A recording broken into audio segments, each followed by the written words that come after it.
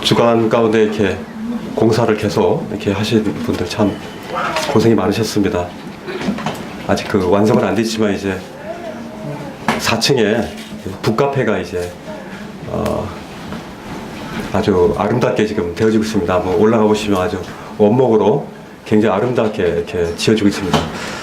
아마 이 지역사회도 그렇고 또 저희도 그렇고 와서 그곳에서 책도 보고 쉴 수도 있고 하는 그런 굉장히 복음을 전하고 또 함께 깊은 친교를 할 수 있는 그런 장이 될 것입니다.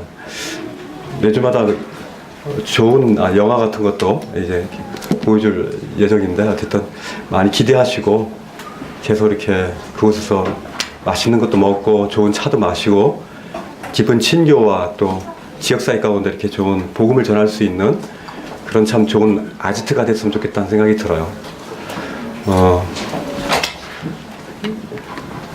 많이 지금 요즘에 건조하죠? 건조 제가 잠깐 물 좀 먹겠습니다.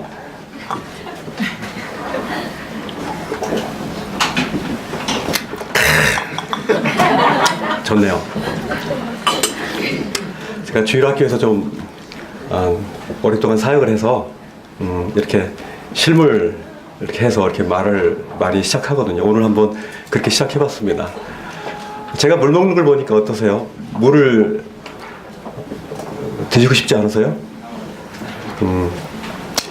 사실 우리 몸이 3분의 2가 물이에요. 그래서 이제 하루에 한 2리터 정도, 한 1.5리터는 배출되고 한 0.5리터는 이제 땀으로 배출됩니다. 그러니까 한 2리터가 배출되는데, 그러니까 우리가 최소한 하루에 2리터 정도는 물을 마셔야 된다는 거죠. 근데 이렇게 많이 안 마시는 것 같아요. 저도 많이 안 마시고 그러다 보니까 몸에 병이 생기고 이렇게 순환도 좀 안 되고, 그래서 이제 그런 부분에 대한 생각이 많이 듭니다. 아이들은 거의 한 80%에서 90% 물로 돼 있습니다. 아이들은 아주 갓난 아이들은 거의 엄마 뱃속에서는 거의 90%고 처음 나오면 거의 80% 정도의 물로 구성이 되어 있는데, 어쨌든 이렇게 중요한 물, 목마르죠? 한번 더 먹겠습니다.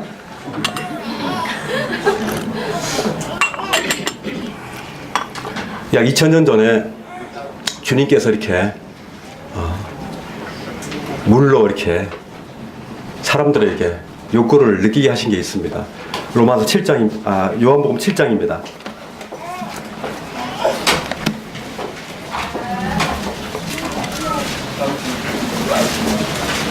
요한복음 7장 1절 말씀입니다.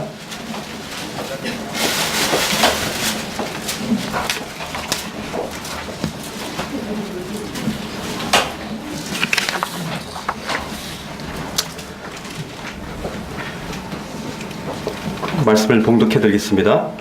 7장 1절. 이후에 예수께서 갈릴리에 다니시고 유대에 다니려 아니하심은 유대인들이 죽이려 함이더라. 2절. 유대인의 명절인 초막절이 가까운지라. 돼 있고요. 37절 보겠습니다. 명절 끝날, 다시 말하면 초막절이죠. 초막절 끝날 곧 큰 날에 가장 마지막 날, 가장 큰 대축제가 있습니다. 예수께서 외쳐 가라사대 누구든지 목마르거든 내게로 와서 마셔라.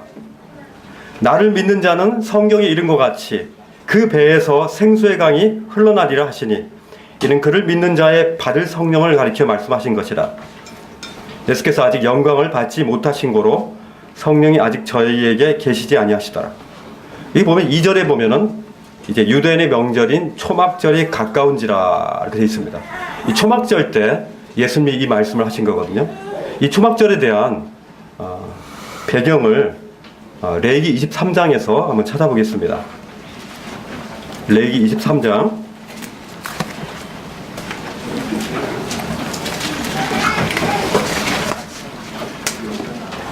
레위기 23장 34절부터 나옵니다. 레위기 23장 34절부터 나옵니다. 34절 읽겠습니다. 이스라엘 자손에게 고하여 이르라. 7월 15일은 초막절이니 여호와를 위하여 7일 동안 지킬 것이라. 첫날에는 성회가 있을지니 너희는 아무 노동도 하지 말지며. 이 말씀이 정말 마음에 듭니다. 왜냐하면 아무 노동도 하지 않는 쉬는 날입니다. 참 이렇게 쉬기를 원합니다. 좀 쉬는 날이 좀 많았으면 좋겠습니다. 8일 동안 이 초막절이 이제 진행되는데, 모든 유대 절기 중에서 가장 행복하고 가장 기쁜 절기입니다. 사실 초막절이 1년 7일 내내 이제 한 주간 내내 이제 즐기고 마시고 먹고 춤추고 하는 그런 절기입니다. 마치 이스라엘 7대 절기 중에서 유월절하고 7질절하고 그다음 초막절, 이 세 개가 이스라엘 성전에서 유일하게 행하는 이 세 개 절기, 7대 절기 중에서 3대 절기입니다. 그래서 이 초막절은 이스라엘 백성들이 광야에서 40년 동안 광야 생활을 하면서 어떠신 하나님인가, 그것들을 기억하는 겁니다. 이제 절기 중에서 가장 마지막으로 지키는 절기인데요. 농업적인 측면에서는 이제 6월절이 추수의 이제 시작을 알리는 거고, 7.7절이 한참 이제 무르익는 곡식들을 보면서 이제 하는 절기이고, 마지막으로 초막절이 이제 곡식들을 거두는 추수 시기 때 이제 추수의 기쁨들을 더불어서 하는 절기입니다. 속죄일이 아까 말씀드렸는데 7월 10일 날 이제 마치고 유대력으로 7월 15일부터 7일 동안 이제 지속되는 겁니다. 이 초막은 이제 히브리어로 이제 숫갓, 곧이라 그러는데요. 이 말은 이제 장막이라 그러기도 하고요, 오두막이라 그러기도 하고, 초막이라고 합니다. 초막이란 말이 뭐냐면은 이제 이 말씀을 보면 알겠지만은 이 푸른 버드나무 잎이라든지 여러 감람나무 잎들을 이제 지붕 위에다 이렇게 올려놓습니다. 제가 이스라엘 가보지 못했지만 이 부분에 대한 자료를 찾아보면서 이들이 이렇게 나무들을, 버드나무 가지들을, 감람나무 가지들을 꺾어가지고 그것들을 지붕 위에다 올려놔서 그 지붕의 그 열기들을 식히는 것입니다. 여기는 굉장히 더운 지금 사막입니다. 그렇기 때문에 그런 걸 통해서 이제 햇빛을 막는 그런 역할들도 하고요. 초막에서 이제 초막으로 이제 짓기도 합니다. 그것들을 이제 그 풀들을 엮어가지고 얻는 그런 텐트입니다. 그래서 초막절이라 그러기도 하고 장막절이라 그럽니다. 텐트라 그러는 거죠. 그래서 이제 이 초막절을 지키는 목적은 40년 동안 방황할 때 했어요. 방황할 때 40년 동안 이제 이스라엘 백성들이 초막에서 지낸 것을 기억하는 겁니다. 이스라엘이 어땠습니까? 광야에서 굉장히 방황하며 원망하고 불평했습니다. 그러나 하나님께서는 그들에게 어떻게 했습니까? 그들을 40년 동안 끊임없이 일용할 양식을 공급해 주셨습니다. 물론 하나님은 의로우신 하나님이기 때문에 엄격하게 그들의 원망과 불평과 그들의 그 죄들에 대해서 그냥 가만 냅두진 않으셨습니다. 그렇지만은 40년 동안 끊임없이 그들에게 그들의 의복이 헤아지 아니하고 그들의 발이 부르트지 아니하는 신명기 8장 4절의 그런 고백들을 할 수 있도록 그 사랑을 기억하고 감사하도록 이 초막절을 지키는 겁니다. 초막절 되면은 예루살렘에 그 초막절 전날에 남자들이 이렇게 모입니다. 막 모여가지고 기도와 찬송을 하면서 이제 여러 사람들이 이렇게 막 모여듭니다. 그래서 이제 그들이 그냥 오는 게 아니라 밀이라든지 또 감람류라든지 또 보리 또 이렇게 야자, 비둘기 이런 예물들을 가지고 이렇게 옵니다. 그래서 성전을 중심으로 해가지고 이제 8km 이내에 초막, 장막이죠. 이 텐트를 이제 쫙 치는 겁니다. 텐트를 쫙 치고 그래서 그 광경은 굉장한 장면입니다. 그 많은 이스라엘 사람들이 다 모여서 남자들이 다 모여가지고 그 8km 지정으로 해서 그 많은 텐트들을 치는 걸 보면 얼마나 장관이겠습니까. 그래서 절기 중에서 이 광경을 초막절 기간에 예루살렘을 보지 못한 사람은 참 기쁨이 무엇인지 모른다라는 이런 이스라엘의 그런 격언이 있을 정도로 굉장한 장면들입니다. 그 많은 그 이스라엘 남자들이 그 초막에서 지내는 걸로 보면은 굉장한 장면입니다. 가장 그 이스라엘 축제 중에서 기쁜 날이기 때문에 여러분들도 이제 만약에 이스라엘 방문하길 원한다면 이 초막절 때, 이 장막절 때 가시는 것이 가장 볼거리들이 있을 것입니다. 그리고 이제 그날 7일이 지속되는데 그날 해가 이렇게 지면은 이제 예루살렘 성전으로부터 강한 나팔을 이렇게 불면서 그날이 해를 지듯이 모든 것이 이렇게 프로그램화 돼가지고 초막절이 지내고 있습니다. 36절 한번 읽어볼까요? 36절에 보면은 7일 동안에 너희는 하제를 여호와께 드릴 것이요 제 8일에도 너희에게 성회가 될 것이며 하제를 여호와께 드릴지니 이는 거룩한 대회라. 너희는 아무 노동도 하지 말지니라. 정말 좋은 것입니다. 이게 아무 노동도 하지 않는 푹 잠도 잘 수 있고 그 초막에서 이렇게 시원한 그늘에서 잠잘 수 있는 겁니다.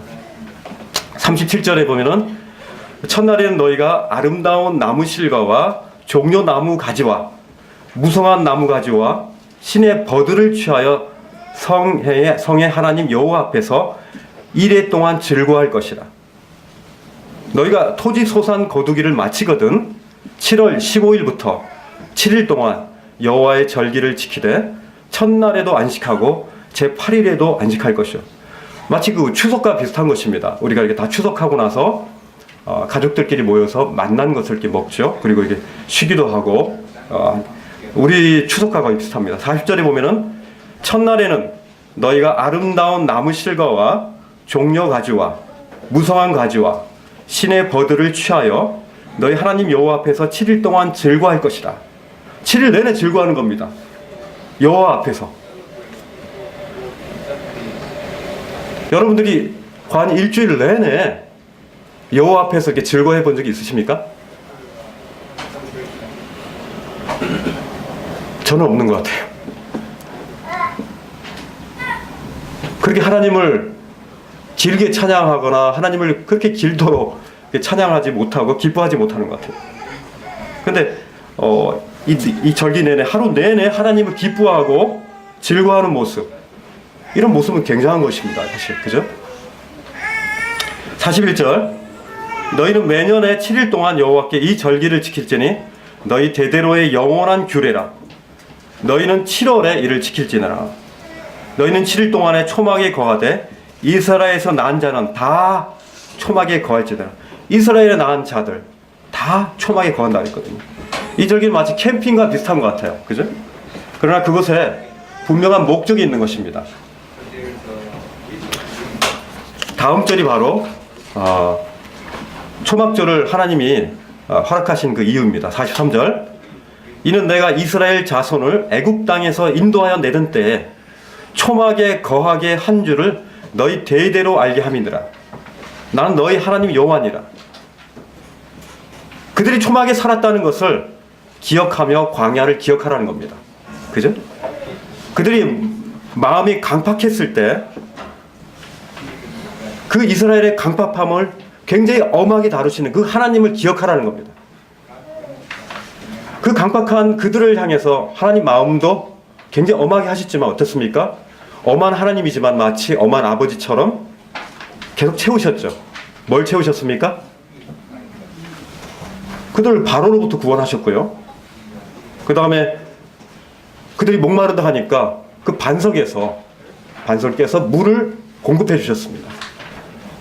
그리고 그들의 배고픔을 없애기 위해서 그들에게 만나를 공급해 주신 것이죠. 바로 영적인 공급들을 해 주신 겁니다. 그런 신체적인 것뿐만 아니라 영적인 공급도 시시로 해주셨는데 그들이 그것들에 대한 것들은 굉장히 거부를 많이 했죠. 이것들을 묵상하며 하나님을 기억하는 겁니다. 근데 가장 중요한 것은 이 초막절이 바로 예수 그리스도를 예시한다는 사실입니다. 그렇죠? 첫 번째는 하나님이 홍해에서 우리를 건져주신 것입니다. 그것은 우리가 바로 우리의 그 씻을 수 없고 거의 헤어날 수 없는 절대절명의 우리를 바로 그런 수렁텅이에 빠진 저희를 그런 죄에서 건져내신 그런 하나님의 그 은혜인 것입니다. 바로 예수 그리스도께서 우리의 구원자이심을 이 절기를 통해서 우리는 예시 봐줄 수 있는 것입니다. 두 번째는 광야에서 만난데요. 우리가 시때때로 배고파하고 참 어려울 때마다 하나님은 예수 그리스도가 바로 우리의 생명의 양식이라는 것들을 보여주는 겁니다. 세 번째는 목마름을 채우시는 분이라는 겁니다. 이렇게 이 초막절이 우리 가운데 예수 그리스도를 의미한다는 사실들을 함께 우리는 공부하게 된 것입니다. 이 초막절의 마지막 날에는 그 어떤 기념식을 하냐면요, 모든 남자가 다 일어나요. 이제 모든 남자들이 다 일어나서 그 제단을 이렇게 둘러쌉니다. 그리고 나서 물론 제가 가본 건 아니지만 거기 있는 자료들을 본 겁니다. 그 실로암 연못에서 물을 떠옵니다. 실로암 연못에서 물을 떠와가지고 그들이 어떤 노래를 하냐면 지금 현재 그들이 초막절을 하고 있는 것들을 보여드린 겁니다. 이사야서 12장 2절 3절을 노래합니다. 이사야 12장 2절 3절이 뭐냐면은 여러분 잘 아시다시피 그 찬양입니다. 보라 하나님은, 그 찬양이 알죠? 보라 하나님은 나의 구원이시라. 내가 의뢰하고 두려움이 없으리니 주 여호와는 나의 힘이시며 나의 노래시며 나의 구원이시라. 그 다음에 이사야 12장 3절에 그러므로 너희가 기쁨으로 구원의 우물들에서 물을 들이로다 하면서 실로암 연못에서 물을 뜨면서 기쁨으로 구원의 우물에서 물을 길는 이사야 12장 2절 3절의 말씀을 가지고 그들이 이스라엘의 그런 노래풍으로 멜로디로 이렇게 노래를 부르는 것입니다. 다시 요한복음 7장으로 가겠습니다.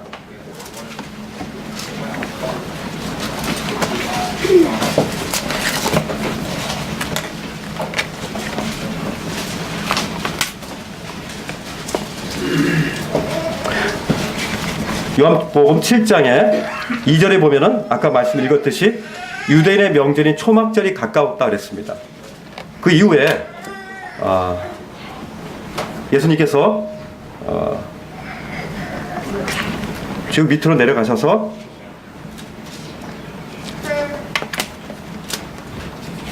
(37절의) 말씀을 보겠습니다.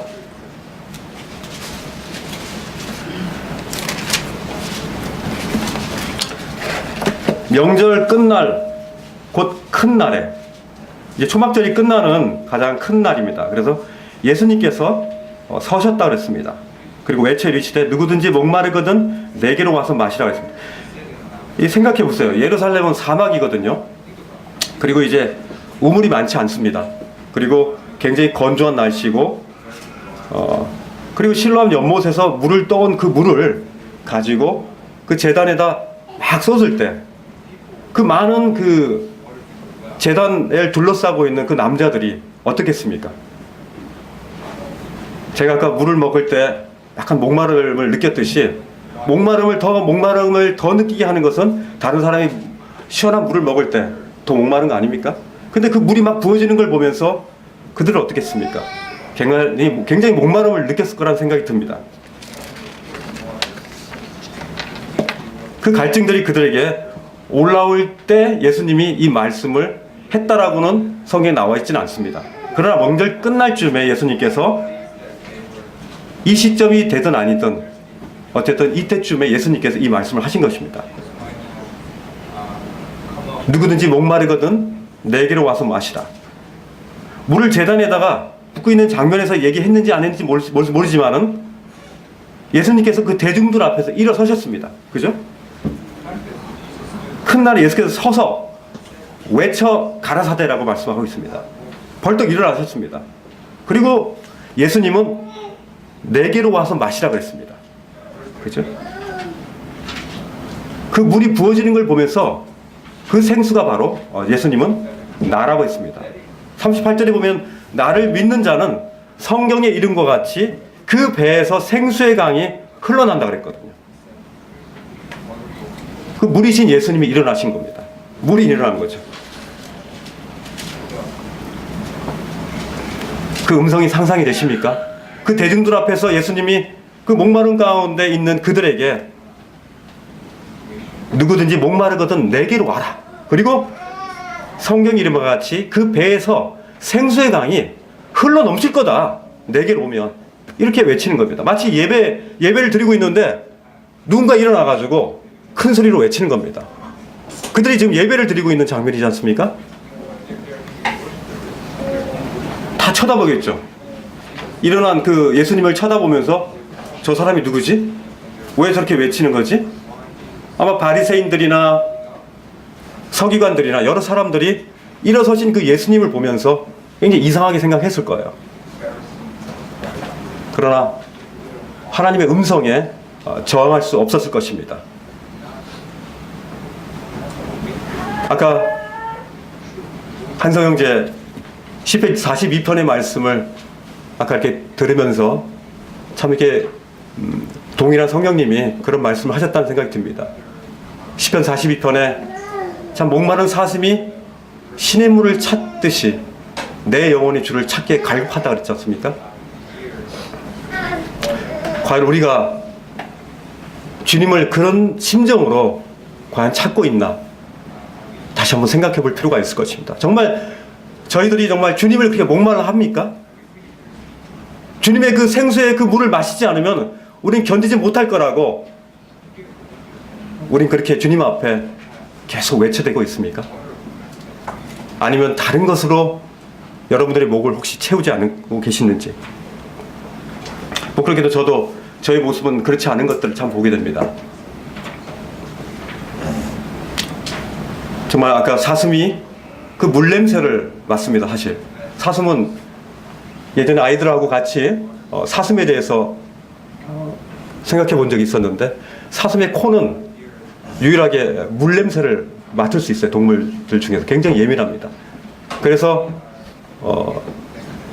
그 물냄새를 맡고 산을 넘습니다. 그리고 산을 넘어서 갔는데 거기에는 물이 있긴 있지만 진흙덩어리입니다. 그 진흙을 핥는 겁니다. 거기에 조금 있는 그 물기를 먹기 위해서 진흙을 핥는 겁니다. 그러나 물보다 흙이 더 많이 그 혓바닥에 묻어지기 때문에 더 먹을 수 없는 겁니다. 거기서 이제 약한 사슴들은 그 진흙바닥에 쓰러지는 겁니다. 그것에 죽는 겁니다. 그러다가 좀 더 강한 그런 사슴, 살아남은 그 사슴은 다시금 물냄새를 맡고 다시 산을 넘습니다. 산마다 이제 가뭄이 들고 흉년이 들면 많은 사슴들과 그런 가축들이, 그런 동물들이 그런 시냇가에 죽는 것입니다. 그 사슴이 이제 산을 넘고 물냄새를 맡고 시냇가에 갔을 때 조그만 그 졸졸 흐르는 그 시냇물을 보았을 때 그 느낌이 어떻습니까? 그 맛이 어떻습니까? 그걸 먹었을 때 그 충만함이 어떻습니까? 다른 어떤 것으로도 바꿀 수 없는 참으로 만족함이 있는 것입니다.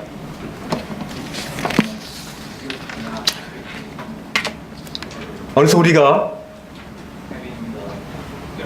참 라우디게아 교회 같은 참 부유하나 그런 곤고하고 그런 가련함과 가난함과 벌거벗음과 초라함을 우리가 인식하지 못하고 우리가 그런 목마름을 주님을 향한 그런 목마름이 없다면 이렇게 될 것입니다. 어느새 우린 지금 무엇에 목말라 하는가 한번 생각해 볼 필요가 있습니다. 우리가 무엇으로 의롭다함을 얻었죠? 믿음으로 의롭다함을 얻었습니다. 그죠? 근데 저는 요즘에 참 우리 특별히 그 학생들, 그 다음에 초등학교 아이들, 이 아이들을 이렇게 제가 많이 좀 만나요. 청소년 아이들을 좀 많이 만나는데 이들 가운데 또 어른들도 마찬가지겠죠. 이 복음을 받아들이는 과정이 마치 기계적이고 굉장히 무감동적인 것이 되어버렸다는 겁니다. 믿음이 그리스도를 향한 특별한 사랑도 없고 그냥 그 주님을 영접하고 구원받았으니까 하나님을 향한 그런 목마름이 없습니다. 굶주림도 없습니다. 그분을 향한 추구도 없고 갈망도 없습니다. 그런 그들에게 우리는 있는 것을 자족하라 그러고 만족하고 풍요로운 삶을 살라고 얘기합니다. 이것이 얼마나 어리석은 겁니까? 우리들의 그런 격려가 과연 올바른 격려입니까? 그것은 아닌 것 같아요. 하나님과의 인격적인 접촉이 없고 어떤 감흥도 없는 그런 만남들. 하나님 사실 인격이시기 때문에 우리도 인격이기 때문에 우리가 하나님을 향해서 우리가 만나려고 하고 우리가 하나님을 기대하고 우리가 느끼는 것도 하나님 느끼시지 않습니까? 하나님은 느끼시기도 하고 하나님은 인지하시기도 하고 그리고 감동하시기도 하고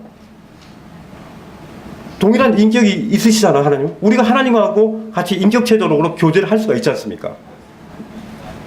근데 많은 그리스도인들이 하나님 말씀 속에서 말씀을 보지만 하나님을 잃어버리는, 인격적으로 만나지 못하고 말씀을 본 것으로 끝나는, 덮어버리는 그런 무감각한 그런 만남들을, 그런 신앙생활들을 하고 있다는 거죠. 하나님은 인격이십니다. 그래서 함께 교제할 수 있는 분이세요. 하나님을 생각하시고 즐기시고 느끼시고 슬퍼하시고 질투하시고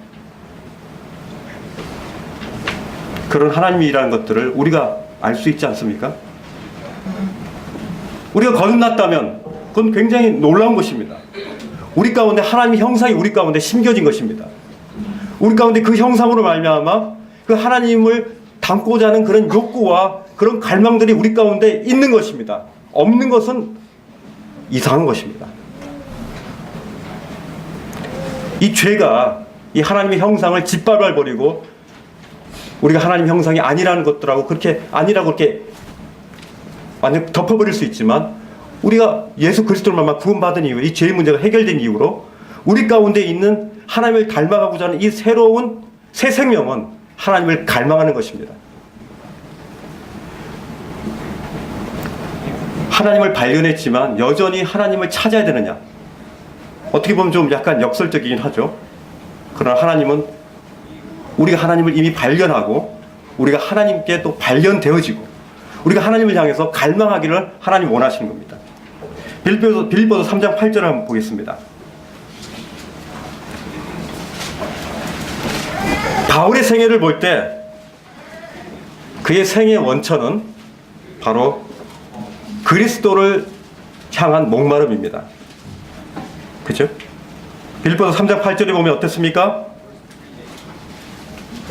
또한 모든 것을 해로 여김은 내 주 그리스도 예수를 아는 지식이 가장 고상하기 때문이라.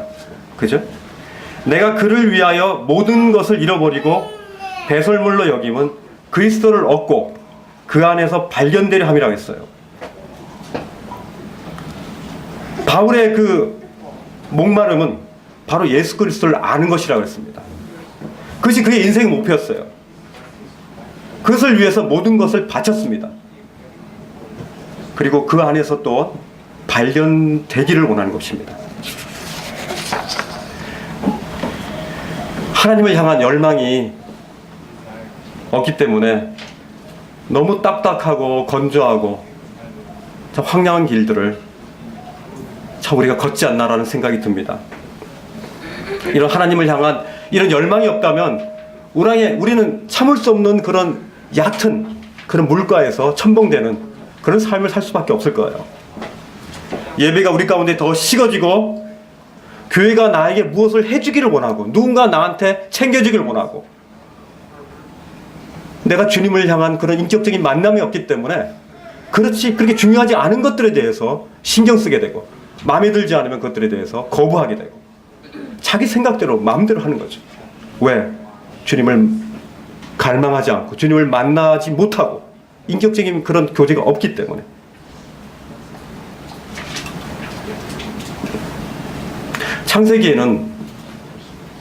창세기 보면은 최초에 하나님이 천지를 창조하셨다고 했습니다.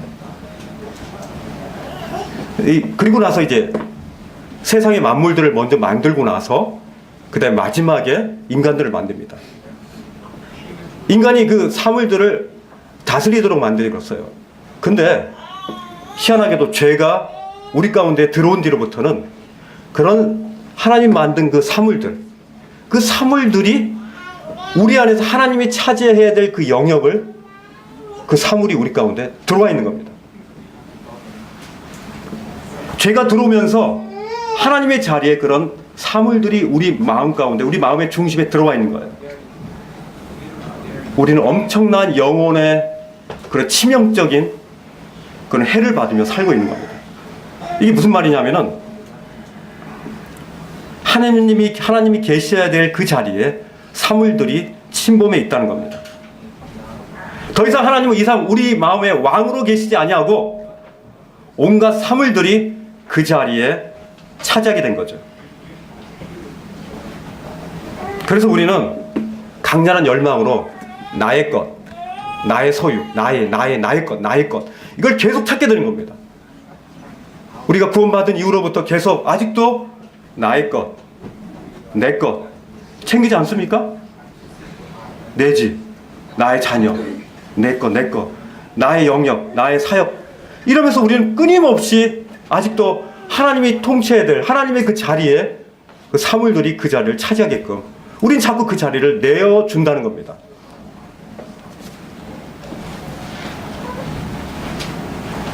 주님이 차지해야 될 그 자리에 사물이 우리의 소유욕으로 말미암아 그 자리에 차지하는 겁니다.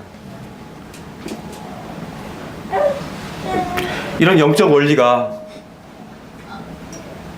참 이런 부분에 대한 것들 과연 이 사물에 대한 것들을 어떻게 거부할 수 있는가 이런 부분에 대해서 잘 나와 있는 부분들 여러분도 잘 아시겠지만은 아브라함과 이삭에 대한 이 부분에 대해서 잘 나와 있습니다. 창세기 22장을 한번 보겠습니다.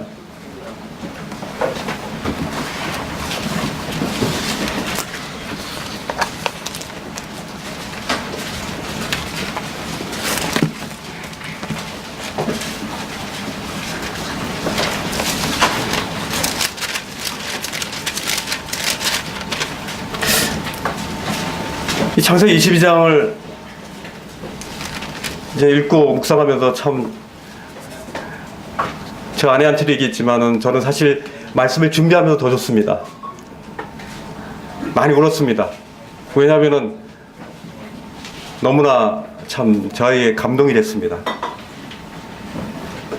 참 이렇게 그 아브라함처럼 참 이렇게 한다는 것이 정말 쉽지 않은데 왜냐하면은 좀 100세가 넘지 않았습니까?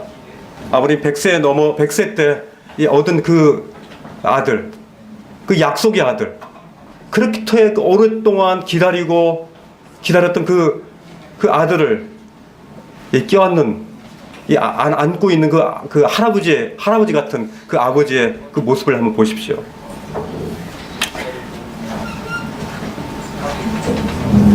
그 아브라함이 점점 더 어떻게 했습니까? 그 이삭을 향해서 그 사랑의 깊이가 점점 더해질 거라는 생각 안 드셨습니까?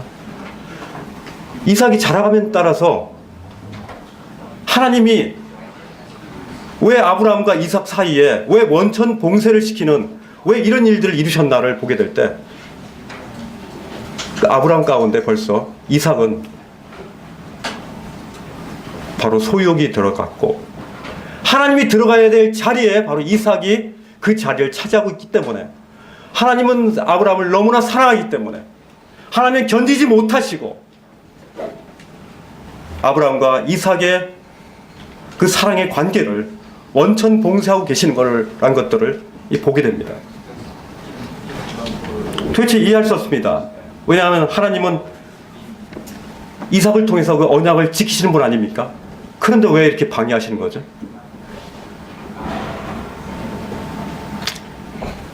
그 아들을 이삭을 통해서 어떤 일들을 하신다고 분명히 언약하셨는데 왜 그때 얘기할 때는 언제고 지금 와서 이렇게 그를 죽이라고 하시는 건지 참 이해가 안 됩니다.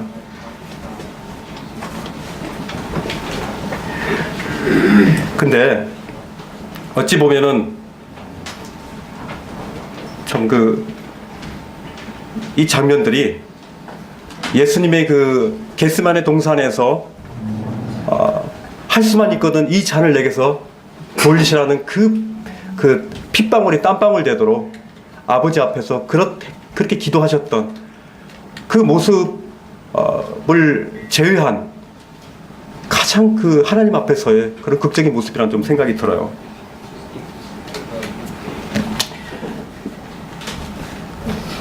사절 한번 읽어볼까요?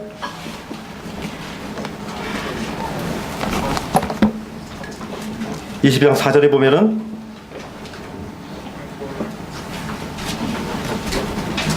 제3일에 아브라함이 눈을 들어 그곳을 멀리 바라본지라 이에 아브라함이 종들에게 이르되 너희는 나귀와 함께 여기서 기다리라.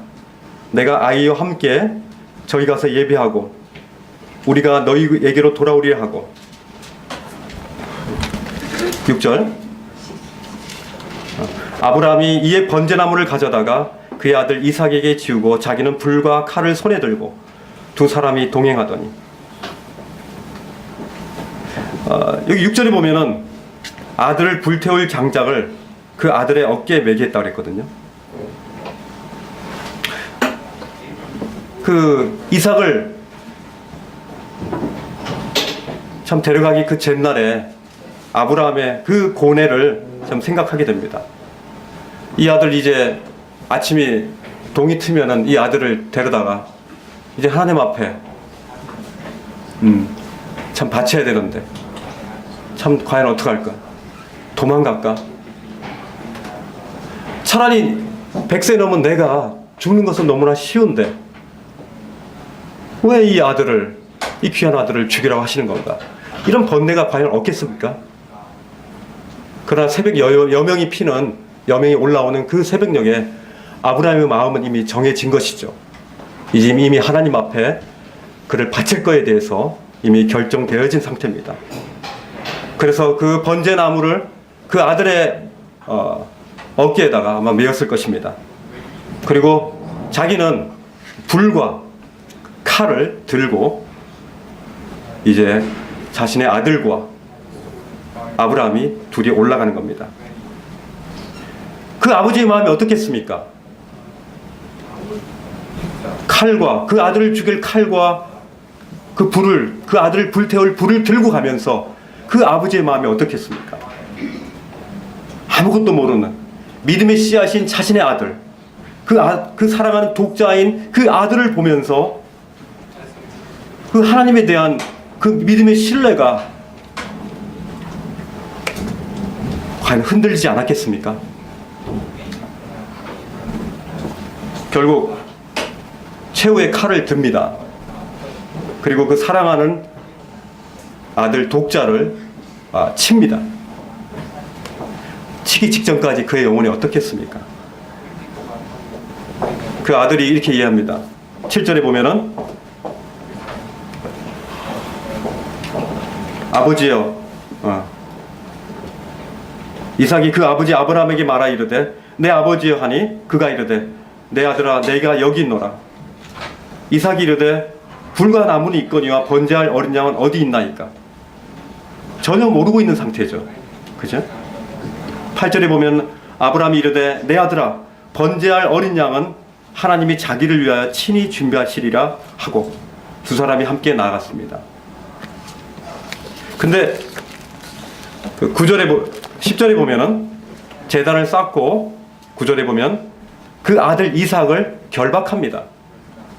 그 결박하는 할 때 그 100세 넘은 그 할아버지가 그 청년인 그 아들을 결박을 합니다. 그 장작을 등에 짊어질 정도였으니까 나이가 꽤 됐겠죠. 그때 그 아들을 결박할 때 그때까지도 하나님이 아직 그 대신할 어린 양을 보여주지 않은 겁니다. 손을 내밀어서 칼을 잡습니다. 그리고 칼을 그 아들을 잡으려고 합니다.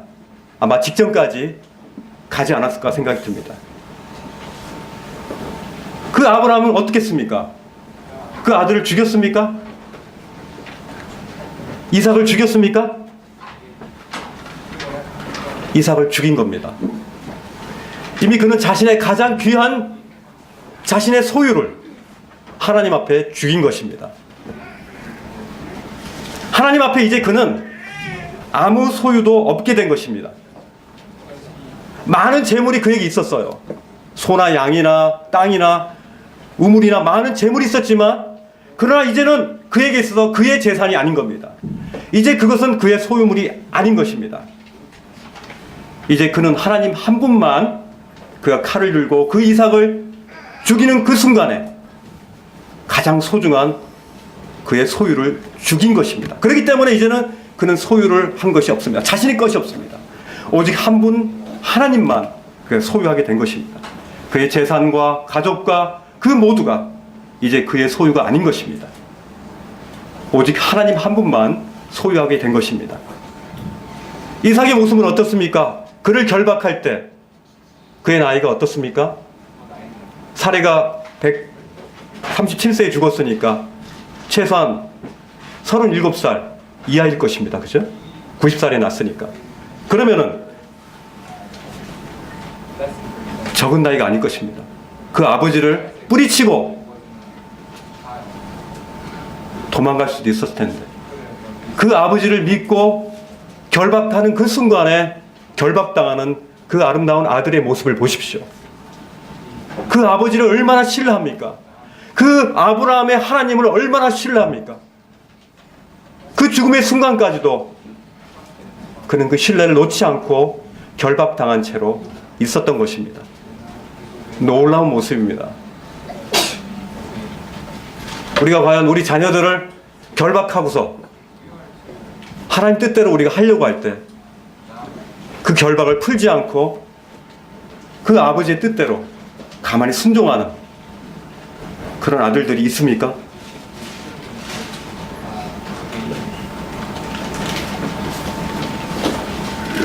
이삭도 이제는 자신의 소유가 없는 것입니다. 왜냐하면 자신이 죽기까지 아브라함의 하나님에게 자신의 생명을 허용했기 때문에 그의 소유는 이제 하나님 한 분밖에 없는 것입니다. 이 놀라운 아브라함과 이 놀라운 아들 이삭의 이 믿음, 오직 하나님 한 분 외에는 아무것도 우리 마음 안에 그 사물이 우리를 통치하지 못하게끔 완전히 내버리고 오직 한 분만, 하나님 한 분만이 우리의 왕이 되기를 기뻐하는 이 놀라운 믿음의 이 장면들을 볼 때 참 우리는 이것이 우리의 본이 되고 모델이 되어야 된다고 참 생각을 했습니다. 여러분, 목마르십니까? 하나님을 향한 영적인 추구가 있으십니까? 아직도 예수 그리스도로 말미암아 이미 끝낸 이 세상의 사물들이 마음의 중심에 혹시 자리 잡고 있지 않습니까? 아직도 주님이 통치해야 될 그 자리에 그 주님을 제껴버리고 나의 것, 나의 소유, 그 사물로 내 자신을 채우려고 하는 그런 이 세상의 그런 욕구대로 살려고 하는 그런 모습들이 우리 가운데 있지 않습니까? 마태복음 16장 34절에 누구든지 나를 따라오려거든 자기를 부인하고 자기 십자가를 지고 나를 따르라고 했습니다. 누구든지 제 목숨을 구원하고자 하면 잃을 것이요 나를 위하여 잃으면 찾으리라고 마태복음 16장 24절에 나와 있습니다. 우리가 주님을 따른다고 하면서 과연 자기 자신을 부인한다는 게 뭡니까? 자기 십자가를 진다는 것의 의미가 무엇입니까? 그것은 주님을 갈망할 때 주님이 그때마다 주님이 말씀하실 겁니다. 이 사물에 대한 끈질긴 집념, 소유하고 싶어하는 이 끊임없는 이 질긴, 끊어지지 않는 이 강한 이 소유욕, 집착욕, 여전히 구원받았지만 예수 그리스도를 따르는 삶이 아닌 믿지 않는 사람들과 구별되지 않는 삶, 미증을 하고 토할 수밖에 없는 삶, 그런 삶으로 우리가 살아간다는 것은 너무나 인생이 아까운 것입니다. 왜 그렇습니까? 하나님을 향한 목마름이 없기 때문입니다. 그 사슴처럼 우리는 물냄새를 찾아 산을 넘어야 되는 것입니다. 그렇지 않으면 우리의 영적인 생명이 죽는 것입니다. 길바닥에 쓰러지는 겁니다. 하나님을 더 알고자 하는 목마름이 우리 가운데 있어야 되는 것입니다. 하나님 나라에 대한 갈망이 그에게 그런 소유욕을 다 뺏어 버리는 것입니다. 소유욕은 우리의 육신적인 삶을 처참하게 만듭니다. 하나님을 향한 그런 감동도 없고 흥분도 없습니다. 그냥 종교적인 생활이고 그냥 그럭저럭 살아가는 거죠. 단지 차가운 교리들만 그의 머릿속에 머무는 것입니다. 누군가가 가르침 주는 것을 그냥 듣기만 하는 겁니다. 본인이 하나님을 만나고 인격적인 그 하나님을 말미암아 공급을 받는 것이 아니라 누군가가 그에게 줘야만 되는 것입니다. 왜 그렇게 삽니까? 예수 그리스도를 갈망하고 그분을 믿으면 그 배에서 생수의 강이 넘쳐 흐르는 것입니다. 그런 하나님을 나의 왕으로 통치하게끔 하려는 그 갈증으로 이 사물에 대한 이 소유욕을 십자가로 끝장을 내야 되는 겁니다. 누구든 나를 따르려거든 자기를 부인하고 자기 십자가를 지고 나를 따르라고 했습니다. 그 십자가만이 우리의 사물에 대한 그 소유욕을 다 찢어버릴 것입니다. 여러분 목마르십니까? 주님이 통치하시는 하나님 나라의 삶을 정말 살기를 원하십니까? 이대로 건조한 사막 같은 광야에서 그럭저럭 하는 것에 만족하지 않으시죠? 아브라함을 향한 하나님의 이 원천 봉쇄, 그 이삭을 향한 그 원천 봉쇄를 우린 기억해야 될 것입니다. 하나님이 정말 우리를 사랑하신다면 그런 도전을 하실 거예요. 그때 우리는 만약에 아브라함이 이삭을 하나님께 드리지 않았으면 하나님은 아브라함을 선택하지 않고 다른 이들을 선택했을 것입니다. 많은 역사를 바뀌었을 겁니다.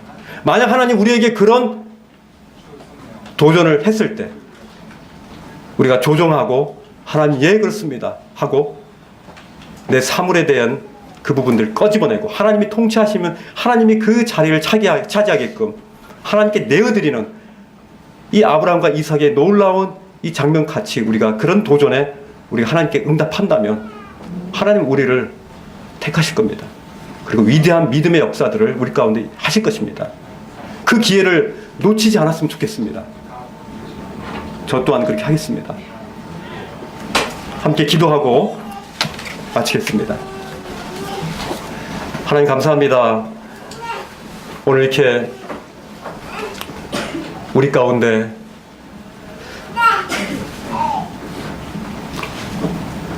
오직 주님만을 참 목마르게 하시고 주님을 향해서 갈증나게 하시고 주님으로 말미암아 그 배 생수의 강에서 주님이 주시는 그 생수를 먹지 아니하면 우리가 견딜 수 없는 그런 목마름을 우리 가운데 주신 하나님께 참으로 감사를 드립니다.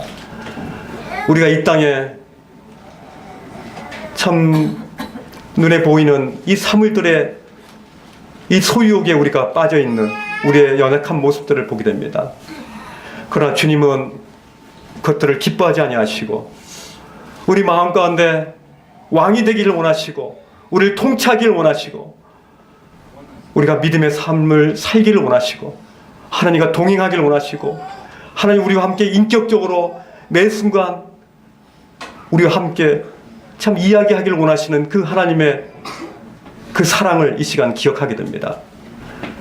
이런 놀라운 하나님의 그 초청을 우리가 거부하지 않게 하시고 우리가 참으로 하나님을 향하여 목마른 사슴처럼 하나님을 갈망하는 목말라 하는 그런 삶이 될 수 있도록 하나님 인도하여 주심을 감사를 드립니다.